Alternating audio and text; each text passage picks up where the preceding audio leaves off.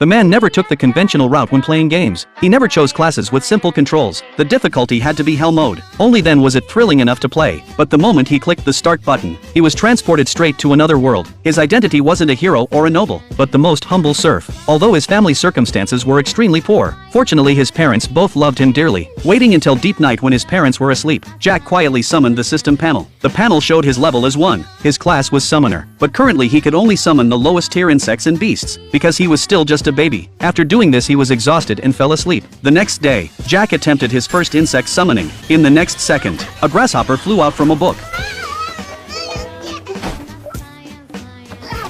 He tried ordering it to approach, but it completely ignored him. After checking the system he finally discovered he had to name the summoned beast first, and the summoned beast's ability values would be directly added to his attribute panel.